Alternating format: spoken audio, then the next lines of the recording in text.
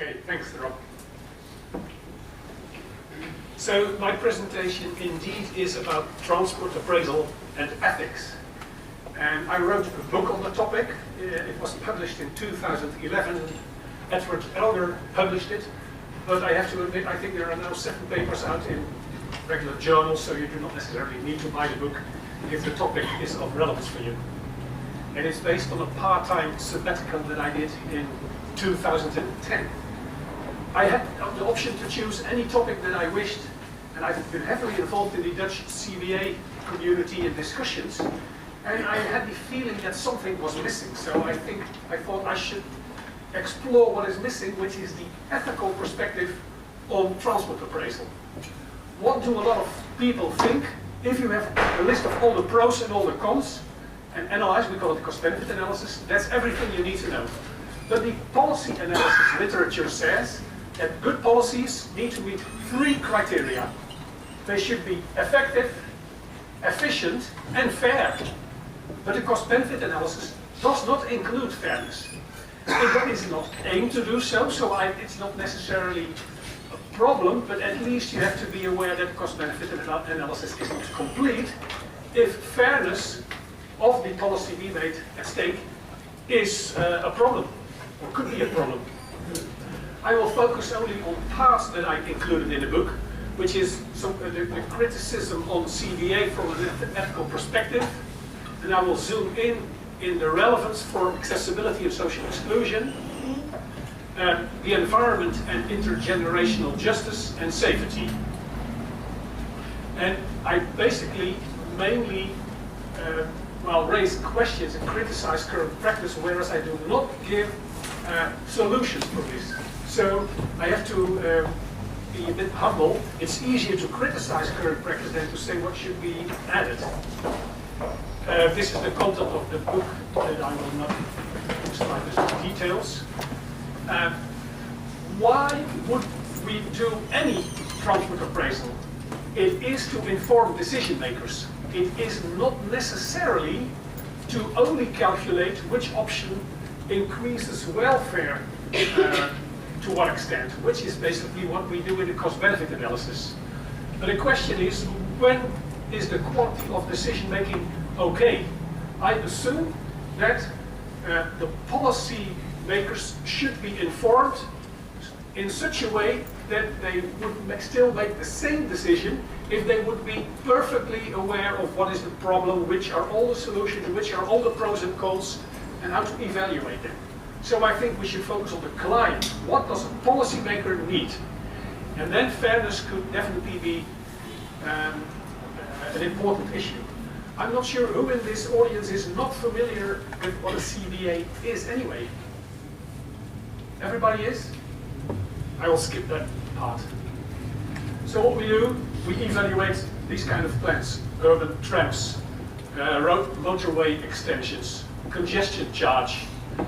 These kind of policies are normally evaluated using a cost-benefit analysis. But how suitable is the CBA for this ex-ante evaluation? Well, first of all, fairness is not included unless you think utilitarianism is the only way to judge what is fair, because then it's what increases utility most is fair. But in any other case, fairness is not included. And there's a lot of things that I will not discuss in detail, but distribution effects are very important for politicians, but also for the wider public, although it varies between countries. You can include it in the cost-benefit analysis, but it has no impact on the outcomes of benefits minus cost or benefits cost ratio, etc. And what is also a problem is that we discount effects in the future. In itself, this is not a problem, but if effects occur on the very long run, let's say 100 years, like climate change, that has no, the effects in 100 years have hardly any impact on your cost-benefit analysis. And so there's a lot of criticism. If you're interested, please check a paper that I published in Transport Policy, in which I presented in more detail. If you want to include all those things that I discussed, I provide a checklist in the book to at least systematically check if all the relevant information a policymaker needs will be included in your project appraisal. I see now something goes wrong with the versions of PowerPoint probably. The first topic I briefly discussed is social exclusion, but I think it's positioned higher than on this screen. And I define social exclusion as the fact that some people or population groups are excluded from a certain minimum level of participation in activities, which are location-based, whereas they wish to participate. And this is a major reason for policymakers to, for example, subsidize local buses or subsidize the final school in a small town or village, things like that. And what is the problem? In some countries, not the UK, we think that we can capture all benefits of any policy via the willingness to pay of the people who make use of it. But if you are a mother, you have 3 children, so you're unemployed, and you can hardly pay the mortgage and the food and the clothes, your willingness to pay for anything else is probably very low. So if you would include those people's willingness to pay for policies to reduce their levels of social exclusion, it is at least debatable if this really reflects the benefits for those people and maybe even for society, because there's a lot of literature suggesting that areas where a lot of people live that face social exclusion also raise problems for the whole society. There's more crime, less participation, a lot of democratic problems. So it's not only the people that are involved, maybe it's also the wider society. Some countries, including the UK, have solved, between brackets, this problem by the so-called equity value of time, which implies that we do not disentangle between income groups. This is at least part of the solution. But the more fundamental question is if the willingness to pay is always the best indicator for welfare or even utility. And there's a lot of literature suggesting it is not. And in the area of accessibility, I think the thing that can most easily go wrong is using the willingness to pay of people being socially excluded to estimate the value of any transport policy for that people. So I think a CVA could be inadequate to evaluate social exclusion policies unless you correct for the standard willingness to pay approach. An alternative could be to provide policymakers with scores on accessibility indicators. And then you can disentangle accessibility for different groups. You could even zoom in on the concept of a relative accessibility, as proposed by Antonio Paz, for example, who says you should not maybe look at the value of accessibility, you should look at the distributions of accessibility over different groups of people to see if policies work out effectively for all groups or only for a specific group. In the book I introduced 2 ethical theories. I didn't introduce them, but I at least discussed them. One of them being sufficientarianism, which says that people should all face a certain minimum level of, in this case, access to opportunities. And another theory is about egalitarianism, which is about differences between groups. And I think those theories can be used to discuss levels of accessibility and the impacts of policies on the level of accessibility. There's a paper in Press and Transportation that I wrote with Karen Lucas from Leeds since 1 or 2 years, and a colleague of mine, Kees Maat of Delft University of Technology. Some of you might know the Gini index and Lorentz curve. It sorts people from low values to high values, and this is the cumulative share in any indicator. It's very common for income. If we would all have the same income, this would be the distribution, but in practice some people have lower incomes, others have higher incomes, and this area divided by the triangle is called the Gini index. You can also apply this concept for accessibility, and then there's a kind of Gini index indicator for how equal or unequal accessibility is distributed over population groups or even individuals. And if you have the political courage to say what the minimum level should be, you can even link it to sufficientarianism, because you can calculate the share of people who are worse off than the threshold value. This about accessibility. The next topic is long-term sustainability. In the area of ethics, it's often labeled intergenerational justice, which reflects the fact that you should look at different generations to find out if policies are fair. The problem is that we discount future costs but also benefits, like CO2 emissions. And that means that if you apply conventional discount rates, CO2 emissions in 100 years have hardly any impact on the current CBA. And the question is if this is okay from an ethical perspective. The philosopher John Rawls says, a policy is fair if you would choose it, if you would not know in which position you were born. The veil of ignorance. So if we are born, if I look at yours, between 30 and 70 years ago, but if you would be born, let's say, in 100 years, would you like this generation to have applied discount rates for policies that would have affected you? So the question is, if you would not know when you would be born, which principles would you like others to have applied? And it could very well be that we think that if there are effects on nature, on the environment, that you should maybe not discount them or discount them at a lower rate. Some of you might be familiar with the Stern report. There's a lot of debate based on the Stern report on discounting climate change policies. And I think if we would change the discount rates of long-term effects like CO2 emissions substantially, it would definitely lead to other conclusions. I had a master's student looking at extensions of Schiphol Airport. And he applied discount rates, I think the Stern discount rates or something familiar to that. And whereas the conventional cost-benefit analysis said it increases welfare if we would extend Schiphol Airport, his conclusion is that by only changing the discount rate for CO2 emissions, it would not be a good idea to extend Schiphol Airport.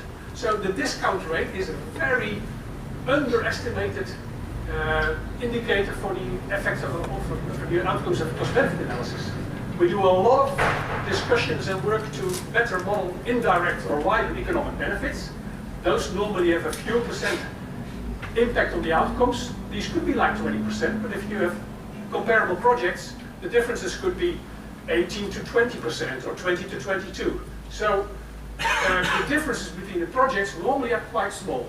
But if you reduce the discount rate from 3 to 1% or from 5 to 3%, it has way more impact. But there is not a lot of discussion on this topic in cost-benefit analysis community. Some economists argue, no problem, policymakers can set the maximum level of CO2 emissions for future years, and we then look at the marginal cost to just meet the target. We call it cap and trade. And that is the market value of CO2. I think there's a lot of, reasons that support the idea, because policymakers obviously have said stricter targets are not okay because it's too expensive. So you can say, okay, it's a nice underpinning for the value of CO2. But what if we would apply this concept strictly? It would probably mean that if very high income people would say, okay, I want a trip to the moon, I want to pay for it, I just buy the CO2, would we all think this is fair? Because then people with low incomes would probably not even have the money to heat their houses or to travel by public transport. So there at least is debate on the fact that cap and trade and just let the market do its work, if this is also working out properly from an equity point of view. Safety, that is also an important topic. What we do in cost-benefit analysis is we normally look at what people are willing to pay for lower risk levels. And then we introduce a concept called the value of the statistical life. It is because a lot of economists think you cannot say a person is worth this amount of money. Maybe that's unethical. But you can say a person is willing to pay a certain amount of money for a reduction of risks. And you can use those figures to calculate what they call the value of a statistical life. But it is also a concept that it is highly debatable. I know people who simply reject pricing risks or lives for a lot of ethical reasons. If you support utilitarianism, you can say no problem in doing that. You can easily do that. People are not willing to pay more, so why not use their own willingness to pay? Whereas in the ontology, it says that people should never be a means to any end. So you can never introduce a new transport policy like, let's say, raising the speed limit on the motorway, because some others might then in a way suffer, which is not okay. You can think about it. I'm not supporting any of those theories a priori, but at least there's debate on this.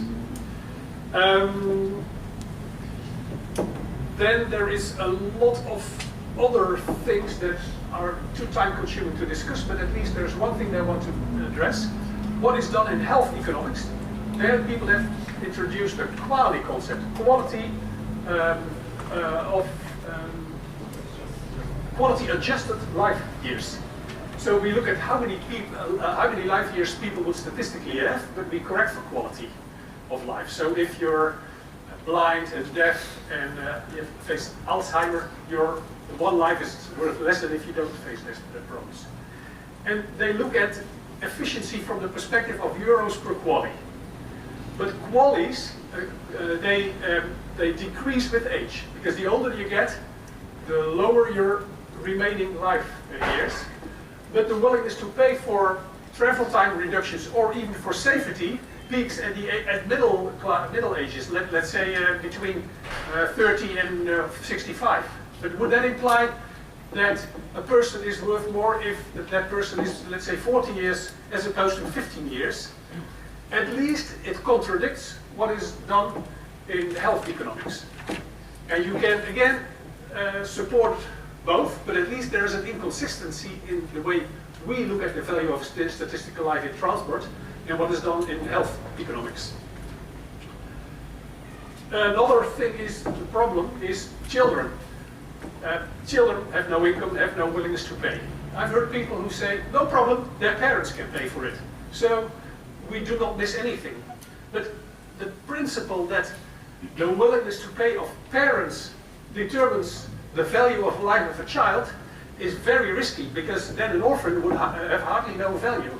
Nobody will agree on with respect to that.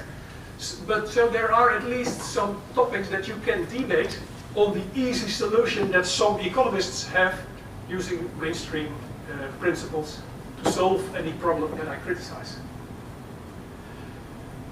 So far I've said a CBA is not complete, and if effects are included, they might not be included properly, like long-term CO2 emissions. And then an important question is what to do. Later on, Bert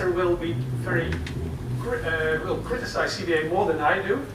I think CBA still can be useful, but not in all cases. If fairness is at stake and is really important for decision makers, we should at least add something to CBA, like an equity analysis or distribution effects. We should report them.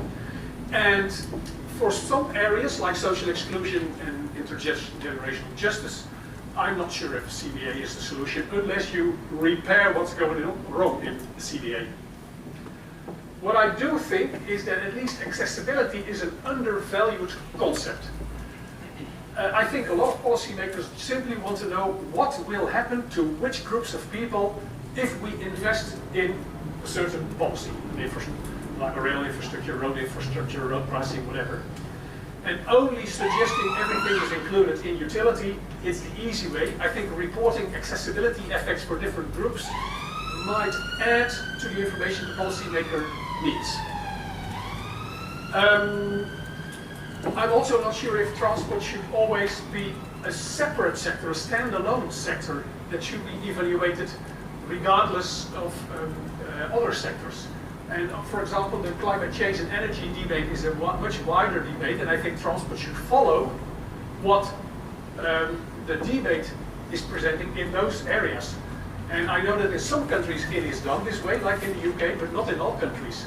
And there's even conflicts between project appraisal, between departments, because they have different assumptions on discount rates or the value of CO2 or whatever.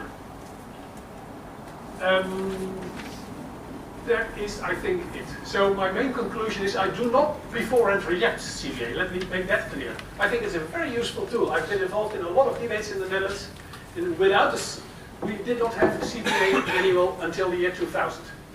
And I've seen a lot of manipulation with no information at all, or by presenting a kind of a multi-criteria analysis, but then the weights were manipulated and there was, well, if the project is not working out, we want a project and there's not enough green, we'll split noise into noise emissions, noise nuisance, noise sleep disturbance, etc. But it's all about the same. But then you have 3 or 4 green scores as opposed to 1. So you can easily, visually manipulate a CBA by disentangling the same benefits in several subcategories, or suggesting one category is way more important than the other by including way more criteria for it. So the alternative of an MCA in many cases does not do the job properly. There's the risk of double counting, manipulation, etc. So I think we have to be pragmatic. Which of the tools we have is the best of all the bad tools? And then in some cases I think it's cost-benefit analysis, but not always, and especially if fairness or equity is at stake, it is incomplete. And that's maybe the main message I want to give, especially to economists who think the CBA is complete because everything is included. No, it is not, especially not if fairness is an important topic. And that is the main message of my presentation. Thank you.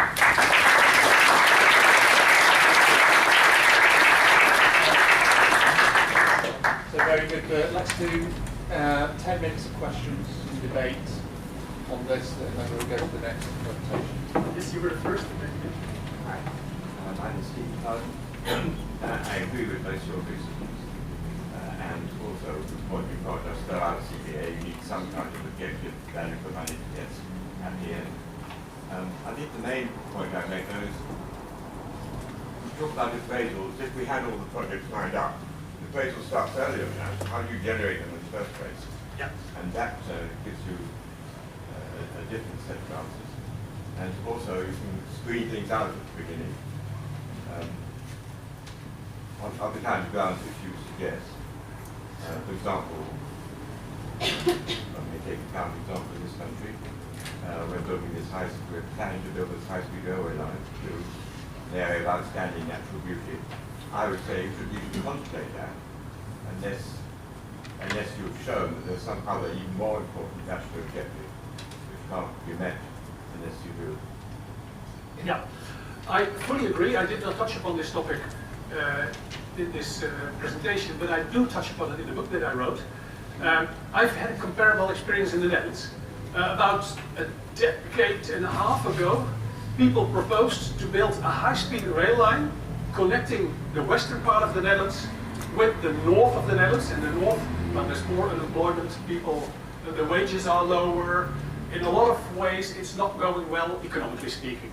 So people said we need a new high-speed rail line to link that region to the western part of the country, the Randstad area, where Amsterdam, Rotterdam, The Hague, and Utrecht are in. And by then I was invited to be an expert on the CBX twice. And I said, the storyline is not okay. You say the north is going not very well, economically speaking, and therefore we need a high-speed rail line. So I said, why do you only look at transport? Why not invest in education, in the energy sector or whatever? If you look at transport, why only look at rail transport? Why not roads, harbors, airports, tram lines, whatever? Bicycle lanes. If you look at rail, why only high-speed rail? And if you look at high-speed rail, why only to the Randstad? Please come here. Yeah. So I've heavily criticized it, but by then the problem was that the minister already promised to build a high-speed rail line to the north. And I think we should avoid early commitment. Politicians should not promise a solution before having the storyline, which is what is the problem or challenge? Which are the options to solve the problem, or at least reduce it? Which are the pros and cons? Who are the winners and the losers? Can losers be compensated, and will they be compensated?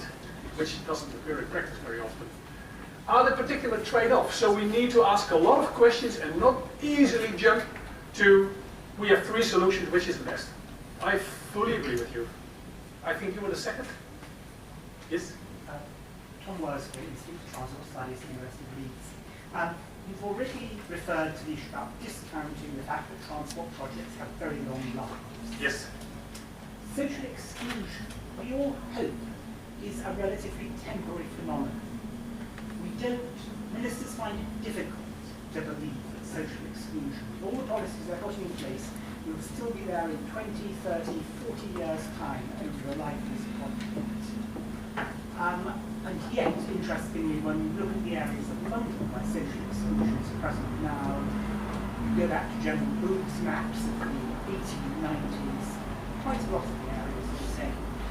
But there is a difficulty in forecasting, difficulty both intellectually and policy-wise in forecasting how equity is going to change over time. And the risk is that when we're talking about equity, we're looking at it now, rather than after a lot of the changes, language changes, all these things have happened to the scheme. How do you manage that? Again, I fully realize. I think most policies to reduce levels of social exclusion should not be infrastructure development. They should be like maybe subsidizing local public transport, but not for all of us. I also subsidize traveling by train or bus, but specifically those groups that otherwise would face social exclusion. But what we do is we subsidize it for everybody. Social exclusion policies will, the evaluation will show this is not a good idea. You should only subsidize those people. But it is also important for policies like the final school in a village can be easily say no problem. The children can travel to the 20 miles to another or 10 miles to a near village. These kind of policies, the last shop, subsidizing the last shop, things like that. And well, I fully agree that spending a lot of money on infrastructure for that reason is risky. I was involved in a debate in Israel in 2009, where the government wanted to build a rail line to Eilat from, I think it was Tel Aviv, all to the south of Israel. And we asked why, and it was basically social exclusion. People living there with low incomes, they are not involved in the wider economy and participation, blah, blah. But there was already a bus. The train was way more expensive, so I said, those people will never take the train. They don't have such a high willingness to pay. And I said, if the problem is they cannot communicate with relatives and friends, which was an argument, you better give them free, by then free internet. Currently it's changed a lot, but that will probably take them out of an isolated position way more cheaper than building a rail line for that reason. So again, the problem should be, what is the problem? Social exclusion of those people. Will it be a problem in 10 years, 20 years? What can we do with it? And I would be very careful in saying, build a rail line to reduce long-term social exclusion. It's a risky policy. Yes? Thanks, Tom Cohen, UCL Transport Institute. So I think one of your final conclusions was that we should be ready to use different approaches to appraisal depending on the context. Yes.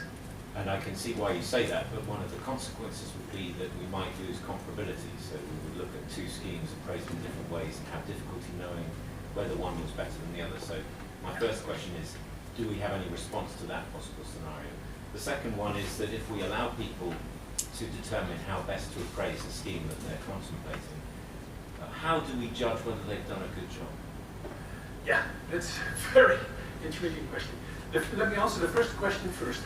In some countries, there is a tradition of saying we have so many billions of euros, which projects should we finance? Long-term decisions. Then you indeed need comparable cost-benefit analysis overall projects, or you can easily end up in a situation where you cannot compare across projects because you've done it differently in all contexts.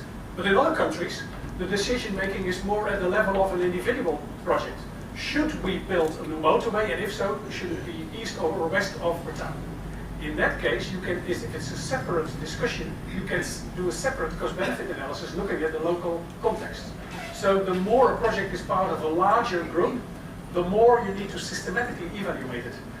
But I think it is the easy way to suggest, yeah, it needs to be consistent, so we forget about all the heterogeneity between projects. So at least you can add a bit in the storyline what's really going on there to inform policymakers before making a decision, so that they do not only include the benefit to cost ratio as the only criterion to make the decision making. By the way, a lot of research suggests that policymakers do not really care too much about the final outcomes of a cost-benefit analysis. They do not really decide based on benefit-cost ratios or benefits minus cost. They look at the information, but some think safety is important, others the environment, third, wider economic effects.